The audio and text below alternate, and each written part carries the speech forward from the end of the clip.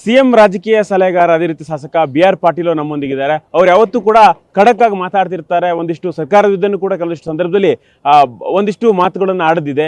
ಹೀಗಾಗಿ ಇವತ್ತು ವಿಧಾನಸೌಧದ ಗಾಂಧಿ ಪ್ರತಿಮೆ ಮುಂಭಾಗದಲ್ಲಿ ಪ್ರತಿಭಟನೆ ಮಾಡ್ತಿದ್ದಾರೆ. ಯಾವ ವಿಚಾರ ಪ್ರತಿಭಟನೆ ಮಾಡ್ತಿದ್ದಾರೆ ಅಂತ ಅವ್ರನ್ನ ಕೇಳೋಣ. ಸರ್, ಇವತ್ತು ಗಾಂಧಿ ಪ್ರತಿಮೆ ಮುಂಭಾಗದಲ್ಲಿ ಪ್ರತಿಭಟನೆ ಮಾಡ್ತಾರೆ. BR ಪಾಟೀಲ್ ಪ್ರತಿಭಟನೆ ಮಾಡ್ತಾರೆ ಅಂದ್ರೆ ಏನ್ ಏಕಾಂಗಿ ಹೋರಾಟ ಅನ್ನೋ ಕುತೂಹಲ ಎಲ್ಲರಿಗೂ ಇದ್ದೇ ಇರುತ್ತೆ. ಏನು ವಿಚಾರ ಸರ್? ಇದು ಪ್ರತಿಭಟನೆ ಅಲ್ಲ. ದಲ್ಲೇವಾಲ್ ಅವರು ಕಳೆದ 38 ದಿವಸಗಳಿಂದ ಉಪವಾಸ ಸತ್ಯಾಗ್ರಹ ಮಾಡಿ ಕೇಂದ್ರ ಸರ್ಕಾರಕ್ಕೆ ಒತ್ತಾಯ ಆಗ್ತಾ ಇದ್ದಾರೆ MSP ಗ್ಯಾರಂಟಿ ಕಾನೂನನ್ನು ಜಾರಿಗೆ ತರಬೇಕು ಅಂತ. ಆ ನಿಟ್ಟಿನಲ್ಲಿ ನನ್ನ ನೈತಿಕ ಮತ್ತು ತಾತ್ವಿಕ ಹೊಣೆಗಾರಿಕೆ ಇದೆ.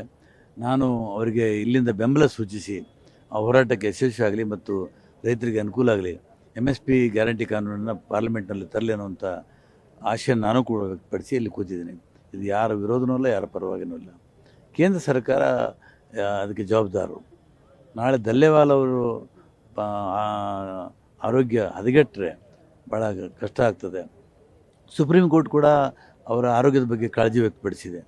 ಹೀಗಾಗಿ ನಾನು ದಲ್ಲೇವಾಲ್ ಅವ್ರಿಗೆ ನೈತಿಕ ತಾತ್ವಿಕ ಬೆಂಬಲವನ್ನು ನೀಡಲಿಕ್ಕೆ ಒತ್ತು ಕೂತಿದ್ದೀನಿ, ಬೇರೆ ಯಾವುದೂ ಇಲ್ಲ. ಸರ್, ಹೋರಾಟ ಸಾಕಷ್ಟು ದಿನಗಳಿಂದ ಆಗ್ತಾ ಇದೆ. 30 ದಿನ ಉಪವಾಸ ಸತ್ಯಾಗ್ರಹ ಆಗ್ತಾ ಇದೆ. ಹಿಂದೆ ವರ್ಷಾನುಗಟ್ಟಲೆ ಅವರೆಲ್ಲರೂ ಕೂಡ ರೈತರು ಹೋರಾಟ ಮಾಡ್ತಿದ್ದಾರೆ. ಕೇಂದ್ರ ಸರ್ಕಾರ ಮಣಿಬಹುದು ಅಂತ ಅನಿಸುತ್ತೆ ಸರ್ ನಿಮಗೆ? ನನಗೆ ಪ್ರಜಾತಂತ್ರದಲ್ಲಿ ನಂಬಿಕೆ ಇದೆ. ಯಾಕಂದರೆ ನಾನು JP ಚಳವಳಿಯಿಂದ ಬಂದಂಥವ್ರು. ಜನಗಳು ಎದ್ದು ಬಿಟ್ಟರೆ ಯಾವ ಸರ್ಕಾರ ಕೂಡ ನಿಲ್ಲಕ್ಕೆ ಸಾಧ್ಯ ಇಲ್ಲ. ಈಗ ಮೋದಿಯವರು 3 ಕಾನೂನನ್ನು ಯಾಕೆ ವಾಪಸ್ ತಗೊಂಡ್ರು? ಅಷ್ಟು ಜನರ ಒತ್ತಡ ಬಂತು, ಜನಾಭಿಪ್ರಾಯ ಮೂಡಿತು ಮತ್ತು ಅವರಿಗೆ ಅಧಿಕಾರಕ್ಕೆ ಚ್ಯುತಿ ಬರ್ತಾನೋ ಅಂತ ಭಯ ಬಂತು. ಆ ಕಾರಣಕ್ಕಾಗಿ 3 ಕಾನೂನನ್ನು ವಾಪಸ್ ತಗೊಂಡ್ರು. ಅದು ಮೋಸ ಮಾಡಿದ್ರು. ಮತ್ತೆ ಕಾನೂನನ್ನು ಪಾರ್ಲಿಮೆಂಟಲ್ಲಿ ಮಂಡಿಸಬೇಕಾಗಿತ್ತು, ಇವತ್ತಿನವರೆಗೂ ಮಂಡಿಸಿಲ್ಲ. ಅದರ ಬದಲಾಗಿ ಇವತ್ತು ಪತ್ರಿಕೆಯಲ್ಲಿ ಬಂದಿದೆ, ನ್ಯಾಷನಲ್ ಅಗ್ರಿಕಲ್ಚರಲ್ ಮಾರ್ಕೆಟಿಂಗ್ ಪಾಲಿಸಿ ಅಂತ ಮತ್ತೊಂದು ತಂದಿದ್ದಾರೆ. ಇದು ಇನ್ನೂ ಅಪಾಯಕಾರಿ. ಇದು ಕಾಂಟ್ರಾಕ್ಟ್ ಫಾರ್ಮಿಂಗನ್ನು ಕೆಲವು ಜನರ ಕೈಯಲ್ಲಿ ಕೊಟ್ಟು ಈ ರೈತರನ್ನು ಒಕ್ಕಲೆಬ್ಬಿಸಿ ಬೀದಿ ಮೇಲೆ ಹಾಕಿ ಬಿಕಾರಿಗಳನ್ನು ಮಾಡಿ ಇವತ್ತು ರೈತರನ್ನು ಶೋಷಣೆ ಮಾಡುವಂಥದ್ದು, ಗುಲಾಮಗಿರಿ ಮಾಡುವಂಥ ಕೆಲಸವನ್ನು ಕೇಂದ್ರ ಮಾಡ್ತಾ ಇದೆ. ಅದಕ್ಕೆ ಇಡೀ ರೈತ ಹೋರಾಟ ನಡೀತಾ ಇದೆ. ಸಾಂಕೇತಿಕವಾಗಿ ನಾವು ಕೂಡ ಇಲ್ಲಿ ಹೋರಾಟ ಮಾಡ್ತಾ ಇದ್ದೇವೆ. ಸರ್, ಈಗ ಅದೇ ರೀತಿಯಾಗಿ ಸುವರ್ಣಸೌಧಕ್ಕೂ ಕೂಡ ನಮ್ಮ ರೈತರು, ರಾಜ್ಯದ ರೈತರು ಮುತ್ತಿಗೆ ಹಾಕಿ ರಾಜ್ಯ ಸರ್ಕಾರ ಕೂಡ ಒಂದಿಷ್ಟು ಒತ್ತಾಯಗಳನ್ನು ಮಾಡಿದ್ರು.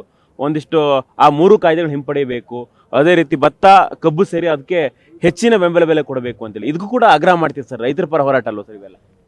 ರೈತರಿಗೆ ಬೆಲೆ ಸಿಗಲೇಬೇಕು. ಈಗ ಕೇಂದ್ರ ಸರ್ಕಾರದವರು ಅವರು MSP ಡಿಕ್ಲೇರ್ ಮಾಡಿದ್ದಾರೆ, ಕಬ್ಬಿಗೆ ಇದೆಲ್ಲ FRP ಡಿಕ್ಲೇರ್ ಆಗಿದೆ, ಫೇರ್ ರೆಮ್ಯುನರೇಟರಿ ಪ್ರೈಸ್. ಈಗ SAP ಆಗಬೇಕಿಲ್ಲಿ. ಸರ್ಕಾರ ಇಲ್ಲಿ ಮಾಡಬೇಕಾದ ಕೆಲಸ ಏನಂದರೆ SAP, ಸ್ಟೇಟ್ ಅಡ್ವೈಸರಿ ಪ್ರೈಸ್ ಮಾಡಬೇಕು.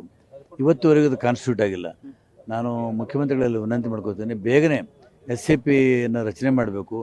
ಮತ್ತು ಕಾರ್ಖಾನೆಯಲ್ಲಿ ಬೈ ಪ್ರೊಡಕ್ಟ್ಸ್ ಏನಾಗ್ತಾ ಇದೆ, ಅದು ವಿದ್ಯುತ್ ಆಗಿರ್ಬೋದು, ಮೊಲಾಸಿಸ್ ಆಗಿರ್ಬೋದು, ಆಮೇಲೆ ಕೋಜನ್ ಮತ್ತೊಂದು ಆಗಿರ್ಬೋದು, ಎಥನಾಲು, ಅದರಲ್ಲಿ ಬರುವಂಥ ಲಾಭವನ್ನು ಕೂಡ ರೈತರಿಗೆ ಹಂಚಬೇಕನ್ನುವಂಥದ್ದು SAP ಹೇಳ್ತದೆ. ಅದು ಆಗಿಲ್ಲ, ಇನ್ನೂ ರಚನೆ ಆಗಬೇಕು ಅಂತ. ರೈತರು ಏನು ಸುವರ್ಣಸೌಧ ಎದುರುಗಡೆ ಹೋರಾಟ ಮಾಡಿದ್ರು, ಅದಕ್ಕೆ ನಾನು ಬೆಂಬಲ ವ್ಯಕ್ತಪಡಿಸಿ ಬಂದೀನಿ. ನಾನು ಹೋಗಿದ್ದೆ ಅಲ್ಲಿ. ಸರ್, ರಾಜಕೀಯವಾಗಿ ನೋಡಿದ್ರೆ ಒಂದಿಷ್ಟು ಪ್ರಶ್ನೆಗಳಿದೆ. ಯಾಕಂತ ಹೇಳಿದ್ರೆ ಮೊದಲೇದಾಗಿ ಪ್ರಿಯಾಂಕಾ ಖರ್ಗೆ ಅವರು ರಾಜೀನಾಮೆ ಕೊಡಬೇಕು ಅಂತೇಳಿ ವಿಪಕ್ಷಗಳು ಆಗ್ರಹ ಮಾಡ್ತಾ ಇದ್ದಾವೆ. ಈಗ ರಾಜೀನಾಮೆ ಕೊಡಬೇಕಾದ ಅನಿವಾರ್ಯತೆ ಇದೆಯಾ ಸರ್? ಈಗ ಏನು ಅನಿವಾರ್ಯತೆ ಇಲ್ಲ, ಅಗತ್ಯನೂ ಇಲ್ಲ. ಪ್ರಿಯಾಂಕಾ ಖರ್ಗೆ ಅವರು ಸ್ಪಷ್ಟವಾಗಿ ಹೇಳಿದ್ದಾರೆ, ಯಾವುದೇ ಮಟ್ಟದ ತನಿಖೆನೂ ನಡೆಯಲಿ ನಾನು ಫೇಸ್ ಮಾಡೋಕ್ಕೆ ರೆಡಿ ಇದ್ದೀನಿ ಅಂತ ಹೇಳಿದ್ದಾರೆ. ತನಿಖೆ ನಡೀತಾ ಇದೆ, ಸತ್ಯ ಹೊರಗೆ ಬರ್ತದೆ.